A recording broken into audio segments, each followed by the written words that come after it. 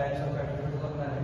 Types of attributes 6 प्रकारचे. पहिला simple attribute, second composite attribute, third single value attribute, fourth multi value attribute, fifth derived attribute, sixth null attribute. पहिला simple ॲट्रिब्यूटमध्ये काय होतं, असे attribute असतात ज्याच्यात जे सपाटमध्ये डिवाइड होऊ शकतात. फॉर एक्झाम्पल रोल नंबर आपण कोणत्या सपाटमध्ये डिवाइड करू शकत नाही. सेकंड कंपोजिट ॲट्रिब्यूट आपण सपाटमध्ये डिवाइड करू शकता. जसे की नेममध्ये आपण दोन असे सपाटमध्ये करू शकतात. पहिला फर्स्ट नेम आहे, दुसरा लास्ट नेम.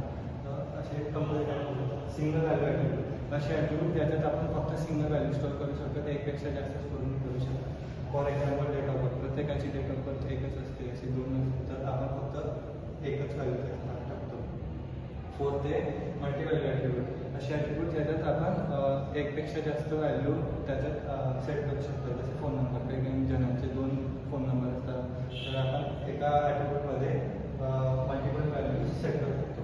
डिराइव्हड ॲट्रिब्यूट असे ॲट्रिब्यूट ते दुसऱ्या ॲट्रिब्यूटपासून त्यांची व्हॅल्यू डिराइव्ह होते. जसे की एज आपण डेट ऑफ बर्थमधून डिराइव्ह करू शकतो. सिक्स्थ आहे नल ॲट्रिब्यूट.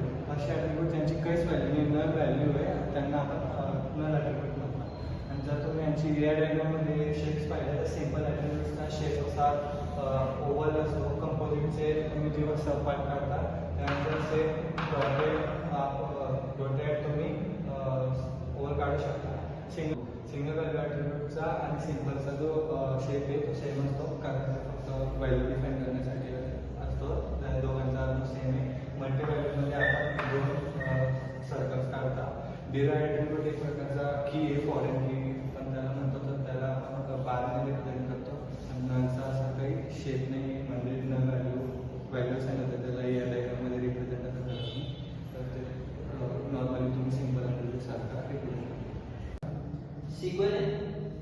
सिक्वेलचे आपल्याकडे 5 पार्ट आहे, 5 कमांड असते सिक्वेलचे. आता त्याच्यावर पहिली आहे DDL, सेकंड आहे DML, थर्ड आहे DCL, फोर्थ आहे DCL आणि फिफ्थ आहे DQL. आता ह्याच्यापेक्षा आता आपण ह्यांची डेफिनेशन म्हणजे फुल फॉर्म जाणून घेऊ. पहिला आहे DDL, data definition language. Second DML data manipulation language. Third आहे DCL, data control language. Third आहे DCL, transaction control language. Fifth आहे DQL, डाटा क्वेरी लँग्वेज. आता DDL मध्ये कोणते कमांड्स आहेत ते बघून घेऊ आपण. पहिले क्रिएट, हे केव्हा यूज करतो आपण, जेव्हा टेबलला क्रिएट करतो तेव्हा यूज करतो क्रिएट क्वेरी. सेकंड आहे रिनेम केव्हा यूज करतो आपण, जेव्हा आपल्याला टेबलचं नाव बदलायचं असेल तेव्हा आपण रिनेम यूज करतो. थर्ड आहे अल्टरचे 3 भाग. आपण टेबलचं जे चेंजेस करायचे असतात कॉलममध्ये तेव्हा आपण अल्टर यूज करतो. अल्टरचे 3 भाग, ॲड, मॉडिफाय आणि ड्रॉप.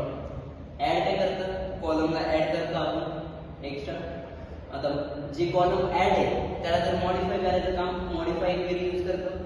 मग नंतर थर्ड आहे ड्रॉप. जो कॉलम ॲडेड आहे तो डिलीट करण्यासाठी तो काम करतो ड्रॉप.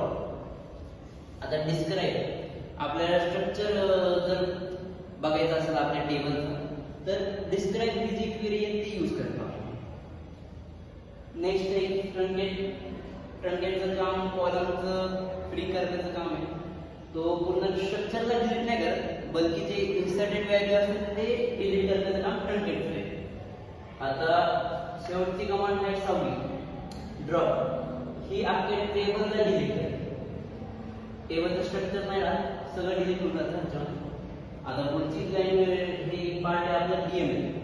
त्याच्यामध्ये किती कमांड आहेत, 3 कमांड आहेत. पहिली इन्सर्ट आहे, आपण व्हॅल्यू इन्सर्ट करण्यासाठी ही कमांड यूज करतो. व्हॅल्यूला अपडेट करण्यासाठी अपडेट क्वेरी आहे.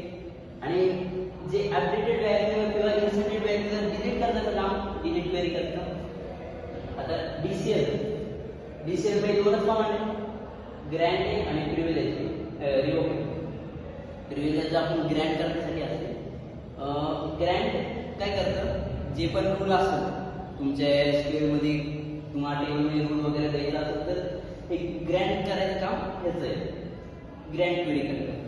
मग सेकंड जे ग्रँड केलेलं रूल आहे किंवा प्रिव्हिलेज आहे त्याला परत घ्यायचं असेल, रिवोक करायचं असेल, काढायचं असेल तर रिवोकचं काम ते. तर टीसीएल ची कमांड आहे कमिट काय करतात, जेवढे पण आपण क्वेरीज असतील दिले असतील तिथे एक सेव्ह पॉईंट करून ठेवतो, म्हणजे की त्याचे सेव्ह करून ठेवतो, बॅकअप राहतं आपल्याला, त्याच्यामुळे चेंजेस नाही करू शकत पाठीमागे. रोलबॅक काय करतं, रोलबॅकचे पहिले सेव्ह पॉईंट बघून, सेव्ह पॉईंट एक बॅकअप साठी आहे, म्हणजे तुम्ही त्या पॉईंट पाशी परत जाऊ शकता तर काही चुकी झाली तर, आणि त्या चुकी झाली असेल ते सेव्ह पॉईंट पाशी जायचं तर सेव्ह पॉईंट जायचं काम रोलबॅक करतं. रोलबॅक या सेव्ह पॉईंट पर्यंत जातं, आणि जर तुम्ही सेव्ह पॉईंट नसेल क्रिएट केला, रोलबॅक टाकला तर एकच पाठीमागं जातं, एक प्रोसेस पाठीमागं जातं. आता DQL मध्ये सिलेक्ट क्वेरी जे की आपण डिस्क्राईब करते, डिस्क्राईब म्हणजे डिस्प्ले करते, जे पण आपलं टेबलचं स्ट्रक्चर, इन्सर्टेड व्हॅल्यू वगैरे असतो ते करायचं काम सिलेक्टचं आहे.